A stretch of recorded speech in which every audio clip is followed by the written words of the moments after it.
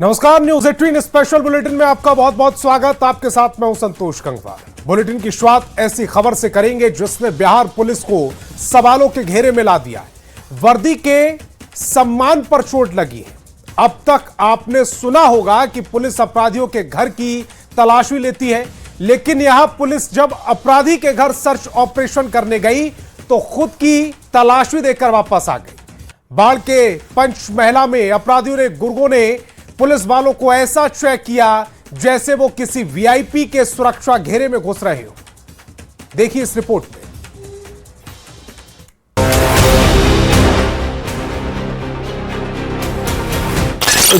Forcefully हमारे constable से छीन करके लेकर चलाया गया था।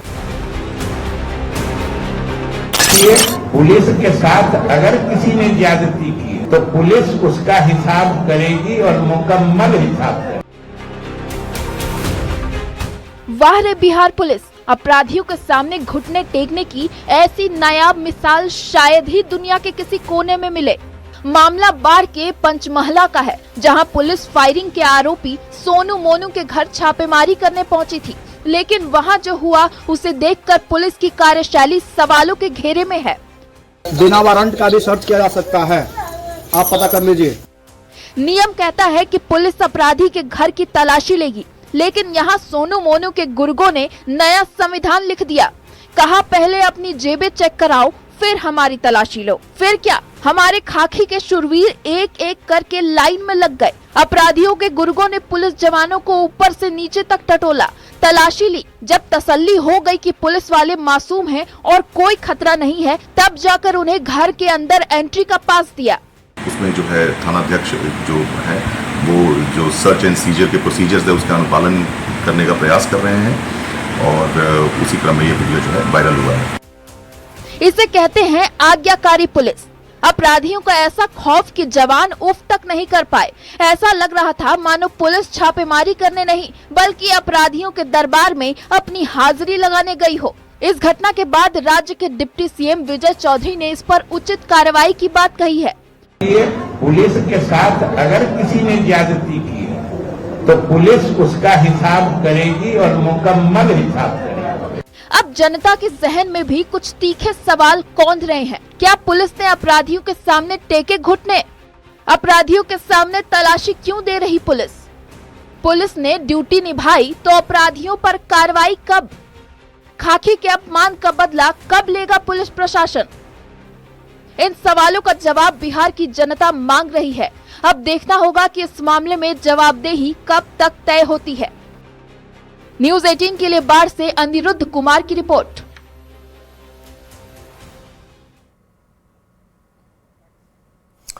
बिहार में शराबबंदी कानून लागू है, लेकिन जब कानून के रखवाले ही कानून की धज्जियां उड़ाने लगे तो सवाल उठना लाजमी है।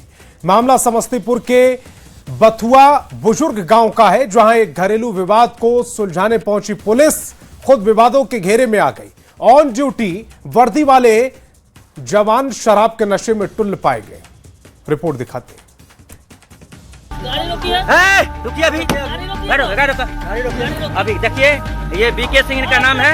ये तस्वीरें देखिए समस्तीपुर के बथुआ बुजुर्ग गांव की। यहाँ पुलिस पहुंची तो थी एक घरेलू विवाद को शांत कराने, लेकिन जो तमाशा हुआ उसने खाकी को दार-दार कर दिया।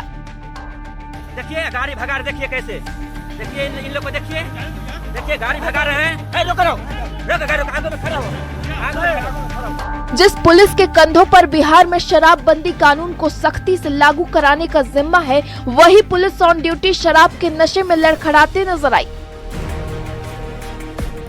देखिए यही है, देखिए देखिए मार रहे हैं बंदूक निकाल के।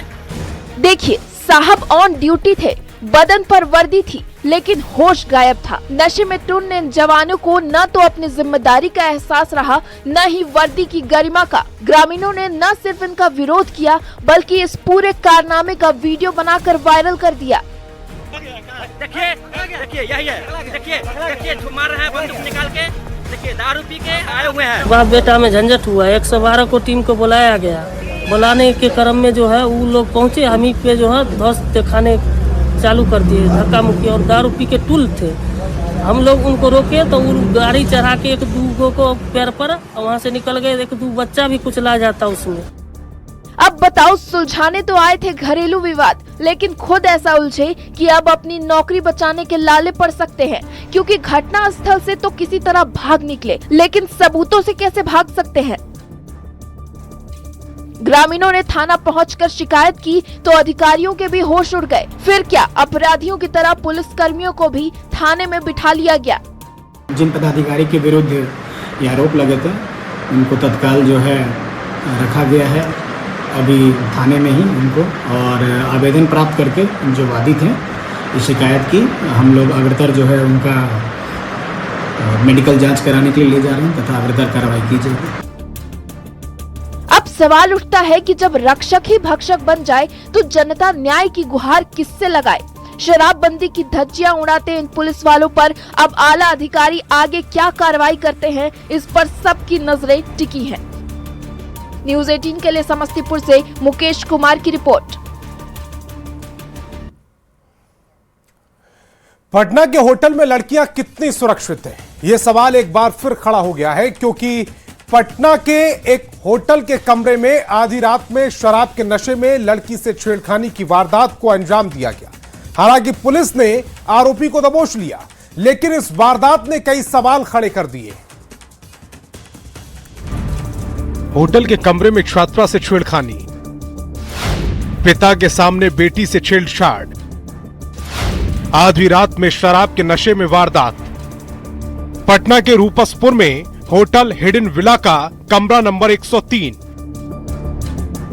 यह वही कमरा है जहां बेगूसराय की एक बेटी अपने पिता के साथ ठहरी हुई थी।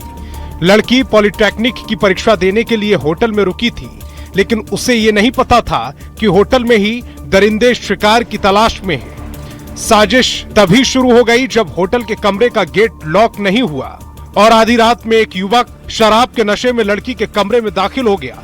युवक ने पिता के सामने ही लड़की के साथ छेड़खानी शुरू कर दी। उसे जबरदस्ती कमरे से बाहर ले जाने की कोशिश करने लगा। छात्रा के शोर मचाने पर होटल में अफरा तफरी मच गई। पुलिस ने तत्काल कार्रवाई करते हुए आरोपी युवक को हिरासत में ले लिया।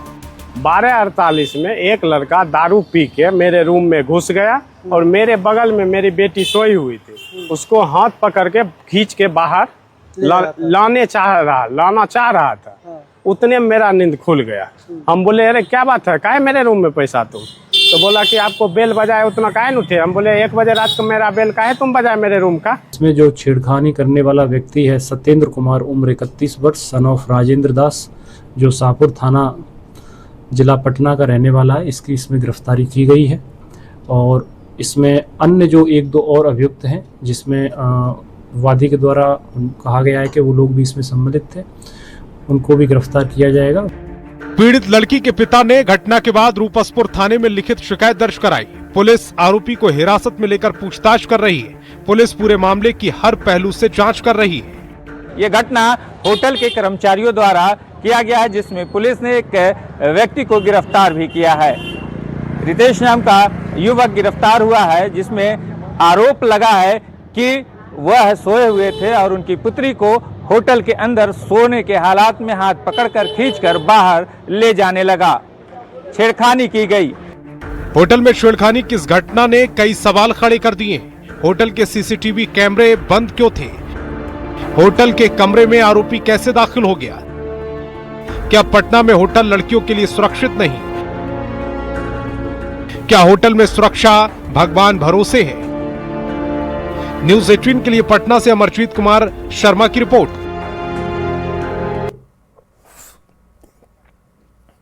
पाकिस्तान हैंडलरों के साथ मिलकर देश विरोधी साजिश में लगे मुजफ्फरपुर के मोहम्मद मुस्तफा से एटीएस की टीम लगातार पूछताछ कर रही है। अब इस मामले में एनआईए की भी एंट्री हो गई है। मोहम्मद मुस्तफा के देश विरोधी साजिशें परत दर परत खुल रही हैं। दिखाते हैं रिपोर्ट। एटीएस पूछेगा, मुस्तफा राज खोलेगा। पाक जासूस के कितने कनेक्शन, मुस्तफा ने कितनों को गुमराह किया। मुजफ्फरपुर के मोहम्मद मुस्तफा के देश विरोधी साजिशें परत दर परत खुल रही हैं। बिहार एटीएस ने मुस्तफा को गराहा थाना क्षेत्र के रतनपुरा गांव से गिरफ्तार कर लिया है। मुस्तफा की साजिश की जड़ें कितनी गहरी हैं, अब एटीएस इस बात का पता लगाने में जुट गई है। एटीएस ने राष्ट्रीय सुरक्षा से जुड़ा एक बेहद चौंकाने वाला और बड़ा खुलासा किया। शुरुआती पूछताछ में सामने आए इनपुट्स ने सुरक्षा एजेंसियों की चिंता बढ़ा दी है। जांच एजेंसियों के मुताबिक पाकिस्तान से जुड़े हैंडलर्स सोशल मीडिया और इंटरनेट मीडिया के जरिए युवाओं को जाल में फंसाकर भारत विरोधी गतिविधियों में इस्तेमाल करने की कोशिश कर रहे थे। सज्जाद भट्टी गैंग है पाकिस्तान बेस्ड, जो अपने हैंडलर्स के थ्रू इंडिया के नवयुवकों को अपने गैंग में शामिल करके उनसे क्रिमिनल और एंटी नेशनल एक्टिविटीज कराता है। तो उसी में मुस्तफा जो है उनके संपर्क में था। एटीएस सूत्रों के मुताबिक मुस्तफा हथियार पाने के लालच में पाकिस्तानी हैंडलर शहजाद भट्टी के संपर्क में आया था। मुस्तफा के इसी लालच का फायदा उठाकर पाकिस्तानी गैंग उसका इस्तेमाल कर रहा था। मोहम्मद मुस्तफा ने मुजफ्फरपुर के एसएसबी और सीआरपीएफ कैंप की तस्वीरें और वीडियो पाकिस्तानी हैंडलर्स को भेजी थी। मुस्तफा को पाकिस्तानी हैंडलर्स ने युवाओं को गुमराह कर गैंग से जोड़ने की जिम्मेदारी दी थी। एटीएस अब मुस्तफा की तरह गैंग से जुड़े दूसरे गुमराह युवकों की तलाश कर रही है। इसके लिए मुस्तफा के मोबाइल फोन के call record, WhatsApp chat history और इंटरनेट मीडिया प्रोफाइल को खंगाला जा रहा है। एटीएस मुस्तफा की ट्रैवल हिस्ट्री भी खंगाल रही है ताकि संबंधित ठिकानों का पता लगाकर इनपुट जुटाया जा सके। पाकिस्तान का शहजाद भट्टी गैंग लंबे वक्त से भारत विरोधी गतिविधियों की साजिश रच रहा है। एटीएस इस बात की भी पता लगा रहा है कि मुस्तफ़ा के साथ और भी कुछ ऐसे भटके युवक जो है वो कहीं इस सज्जाद भट्टी के संगत में तो नहीं है, उसके जो है बताए हुए देशद्रोह के जो रास्ते हैं उस पर तो नहीं चल रहे हैं। तो इस मामले में एटीएस जो है वो मुस्तफ़ा की ट्रैवल हिस्ट्री खंगाल रही है। एनआईए भी अपने स्तर से इस पूरे मामले पे जो है वो नज़र रखी है और छानबीन अपने स्तर से कर रही है। बिहार एटीएस मुजफ्फरपुर से गिरफ्तार मुस्तफा से मिले लीड को खंगालने में जुट गई है। अब इस मामले में एनआईए की भी एंट्री हो चुकी है। बिहार एटीएस के आधिकारिक सूत्रों से मिली जानकारी के अनुसार एनआईए की टीम बिहार एटीएस से संपर्क कर पूरे मामले की जानकारी हासिल कर रही है। जो लीड बिहार एटीएस को मिली उसके आधार पर दूसरे राज्यों में भी पता लगाने की कोशिश की जा रही है कि कहीं कोई और युवक तो नहीं है जो सज्जाद और उसके गैंग के संपर्क में आकर अपने ही देश को तबाह करने की नापाक साजिश में जुटा हुआ है। न्यूज़ 18 के लिए पटना से अमित कुमार के साथ मुजफ्फरपुर से प्रियांक सौरभ की रिपोर्ट। और कांग्रेस की अल्पसंख्यक सलाहकार समिति की बैठक में लोकसभा में विपक्ष के नेता राहुल गांधी ने बड़ा राजनीतिक बयान दिया। राहुल गांधी ने कहा कि अगले 1 साल के भीतर मोदी सरकार की विदाई तय है। राहुल गांधी के बयान पर बीजेपी ने बड़ा हमला बोला है। केंद्रीय मंत्री पीयूष गोयल ने इसे टूल किट गैंग की बड़ी साजिश का इशारा बताया। वहीं यूपी में दोनों डिप्टी सीएम ने भी तीखा हमला बोला है। रिपोर्ट दिखाती है।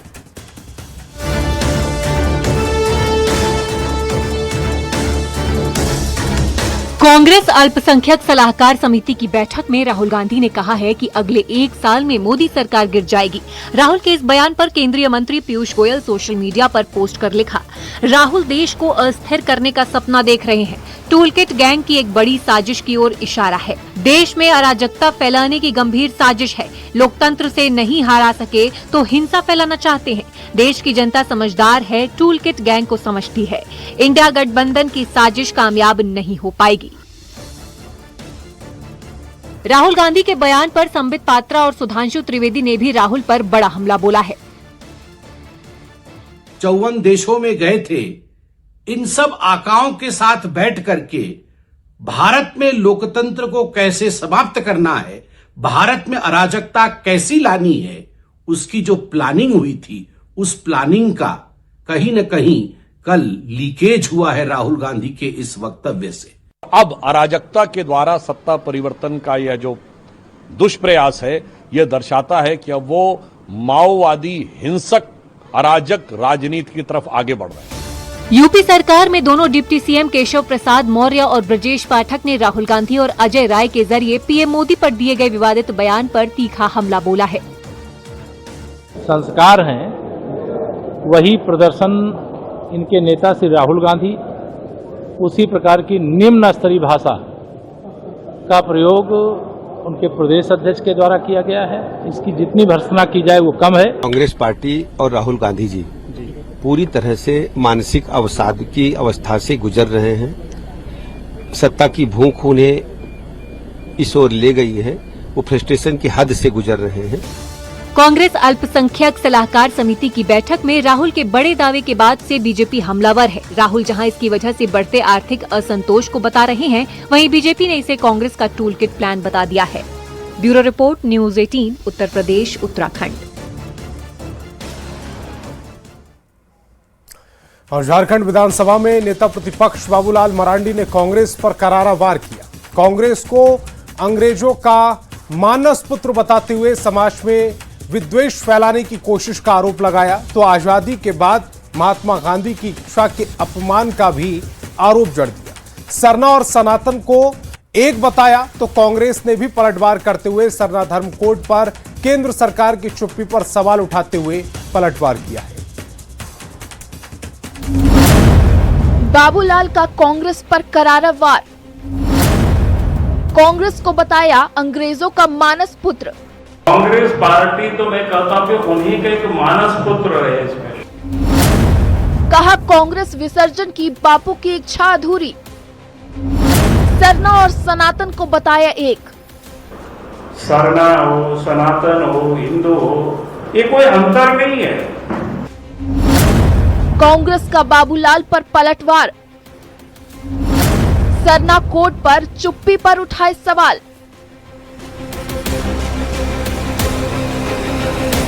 झारखंड विधानसभा में नेता प्रतिपक्ष बाबूलाल मरांडी रविवार को प्रेस कॉन्फ्रेंस के दौरान पूरे लाइव में दिखे और उनके निशाने पर रही कांग्रेस पार्टी। बाबूलाल मरांडी ने कांग्रेस को अंग्रेजों का सेफ्टी वॉल्व बताते हुए फिरंगियों का मानस पुत्र करार दिया। साथ ही आजादी के बाद बापू की इच्छा की अनदेखी का भी आरोप लगा दिया। कैसे लोगों को लड़ाना भिड़ाना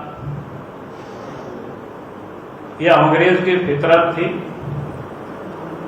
और कांग्रेस पार्टी तो मैं कहता हूं कि उन्हीं के एक मानस पुत्र रहे इसमें और जिसकी बुनियादी कांग्रेस क्या कहते हैं अंग्रेजों ने डाला था,